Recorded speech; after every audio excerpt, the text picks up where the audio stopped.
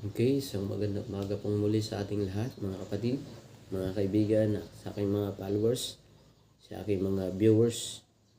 Kumusta po tayo dyan?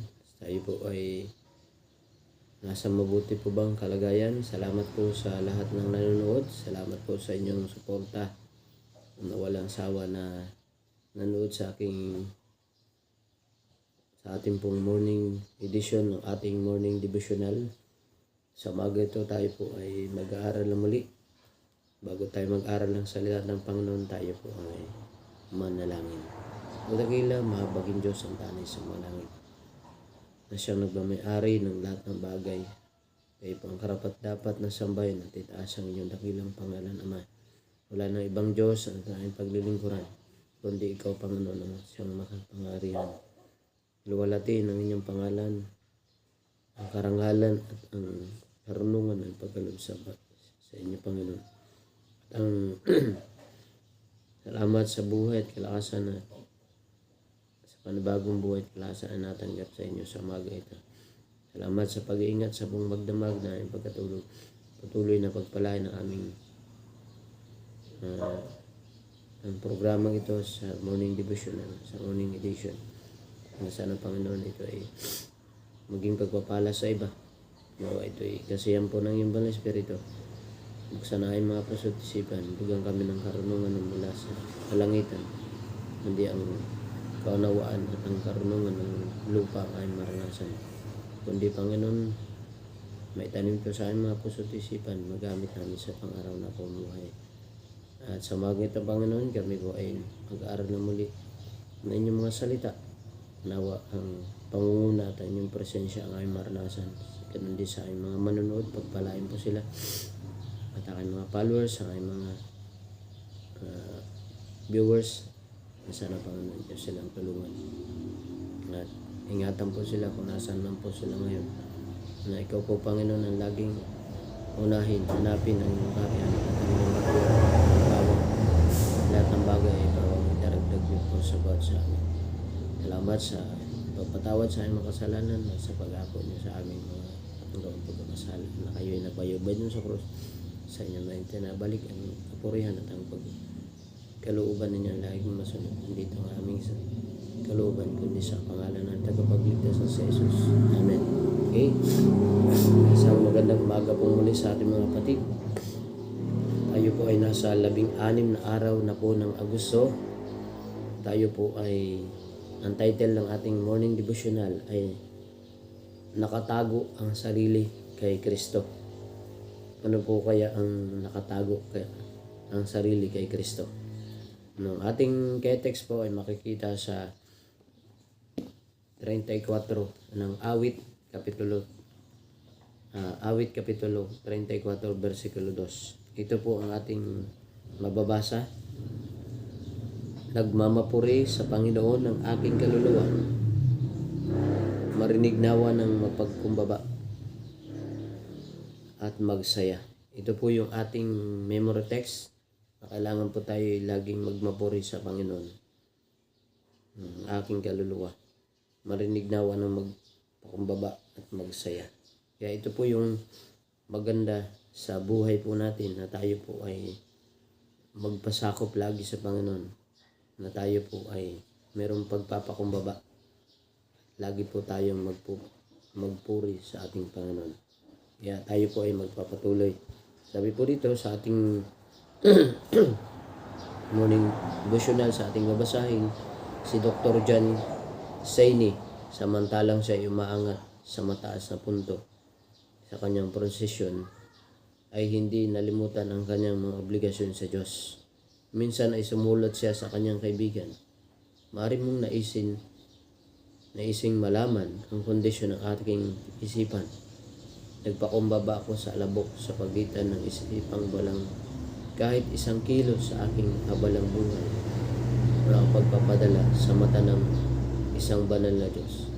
Ngunit samantalang nagninilay ako sa pag-anyaya ng manunubos na pumarito kay sa akin, at ng aking tinanggap ang paanyayang ito, at higit pa na nagpapatotoo ang aking konsensya sa aking masikap na ninais na maiayon ang aking kalooban sa kalooban ng Diyos sa lahat ng mga bagay.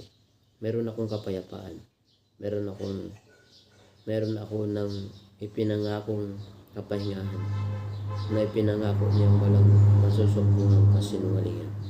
Bago ang kanyang kamatayan, nagutos ang tanyag ng mga gamot na ito na magtayo ng isang haligi malapit sa lugar ng paglilibingan ng kanyang katawan, kung saan iukit ang mga pangusap na tila mga tinig mula sa walang hanggan. Gayon na lamang ang pag-ibig ng Diyos sa sanlibutan na ibinigay niya ang kanyang tanging anak upang ang sino man sa kanya ay mampalataya, huwag mapahamak, kundi magkaroon ng buhay na walang hanggan. 1:3-16 Lumapit kayo sa akin, kayong nalulupaypay at lubhang nabibigatan, at kayo'y bibigyan ko ng kapahingahan. Mateo 11:28 Pagsikapan ninyo magkaroon ng kapayapaan sa lahat at ng kabanalan, na kung wala nito'y walang sinumang makakita sa Panginoon. Hebreo 12:12 At samantalang nagsisikap si Dr. Saini ng gayon, naging mula sa libingan, maging mula sa libingan, upang himukin ang mga makasalanan patungo sa tagapagligtas at sa kaluwalhatian. Itinago niya ang kanyang pangalan. Hindi talaga ito isinulat sa haligi. Hindi siya naging walang ingat sa pagsasabi na nangungusap na sa mga dumaraan. Ang pangalan at orisyon at edad niya na ang katawan ay nakalibing ay walang kabuluhan. Ngunit maaring napakahalaga para sa iyo na malamang sa biyaya ng Diyos, siya ay inakay na tumingin sa Panginoong Jesus bilang tanging tagapagligtas ng mga makasalanan, na ang pagtingin ito kay Kristo ay nagbibigay ng kapayapaan sa kanyang kaluluwa. Manalangin sa Diyos. Sinasabi nito upang maturuan kayo ng Ebanghelyo at magkaroon ng katiyakan na ipagkakaloob ng Diyos ang banal na Espiritu, ang tanging tagapagturo na tunay na kaalaman sa kanila sa humingi sa Kanya. Idinisenyo ang alaalang ito upang matawag ang pansin ng lahat sa Diyos at mag-akay sa kanilang huwag tumingin sa tao. Ang taong ito ay hindi nagdala ng kapintasan sa gawain ni Kristo. Kaya sa umagang ito mga kapatid, sa Dr. John Saini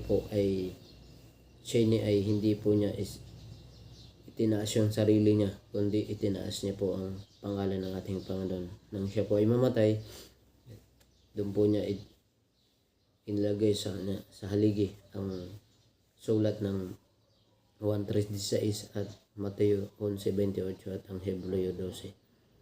Hindi po ang kanyang sarili. Ang kanyang payo po dito, manalangin sa Diyos. Ito po yung tinuturo po sa atin ng Ebanghelyo, na ipagkaloob sa atin ng Diyos ang banal na Espiritu, na tanging magtuturo po sa atin sa tunay na kaalaman sa kanila na humingi sa Kanya. Kaya ito po ang alaala at buhay po ng isang doktor na manggagamot. Na ito po ang magiging alaala na ang ibig sabihin po na nakatago ang sarili kay Kristo, ang Panginoon po ang siyang mabuhay sa atin. Hindi tayo po ay lagi magmapuri sa Panginoon. Hindi po yung magmapuri yung ating sarili, hindi mataas. Hindi po yung ating pagkatao ang makita, kundi ang Panginoon ang makita sa buhay natin. Kaya sa umaga ito, mga ginigilig ko mga taga-subaybay, mga followers, tingnan po natin ang ating Panginoon. Masdan po natin siya. Hindi yung pagtitiwala natin sa tao. Kasi ang tao po na ating pagkakatiwalaan, tayo po ay mapapahamak. Kaya tayo lang po ay sa Panginoon lumapit. Tayo pong mga nalulupaypay at nalubang nabibigatan ng ating mga problema. Kasi ang pangako ng Panginoon, kapag tayo lumapit sa Kanya, tayo po ay bibigyan niya ng kahipangahan sa ating mga kalumbayan at sa ating panglulupaypay sa ating mga problema. Kaya tayo po ay higit na inibig ng Diyos. Kaya pinadala niya po ang kanyang bugtong na anak. At upang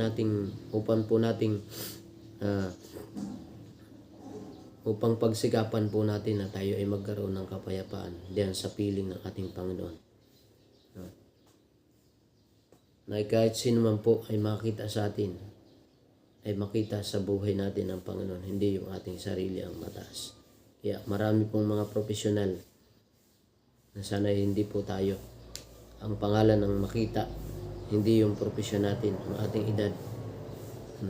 Ito po ay walang kabuluhan. Hindi, ang Diyos po ang dapat may tanyag.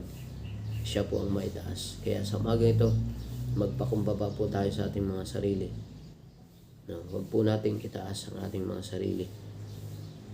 Ito po ay, pag ang ating sarili, ang ating itinaas, ito po ay may kapamakan.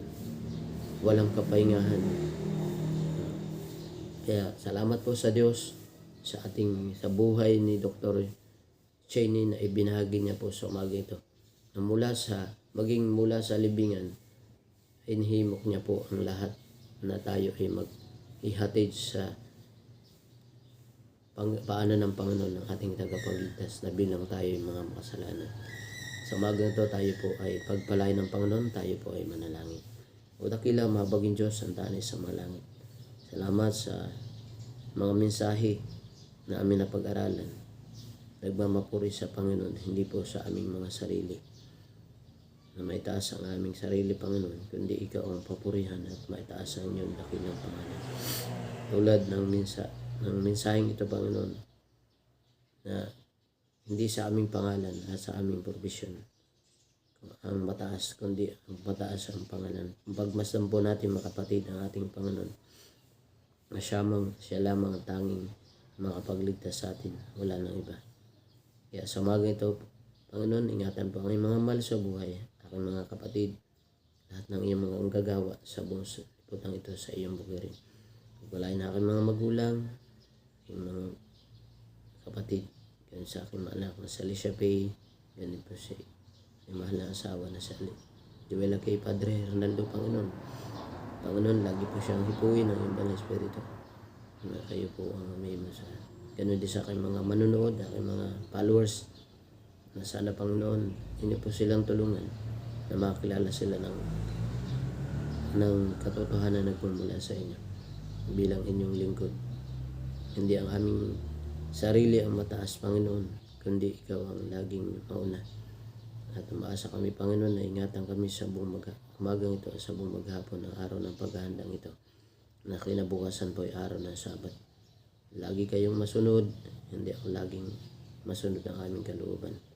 Sa inyo naman tinatagubilin talaga ang lahat.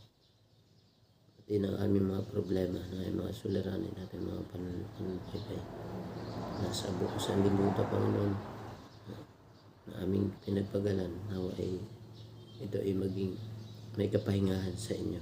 Dahil ito ay pinangako nyo sa bawat sa amin, sa buhay na bangangga na aming makamtan. Sa inyo ang tantrabilin ang lahat, tinatalaga ang aming mga buhay, pati ng aming mga kapatid sa buong salbutang ito, sa aming mga kamag-anakan, mga kapatid. Sa inyo namin binabalik ang pasalamat, hindi sa aming karapatan, kundi sa karapatan ng tagapagligtas na sa Jesus.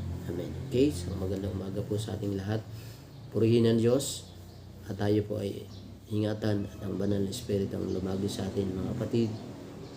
At tayo po ay laging manalangin sa Diyos.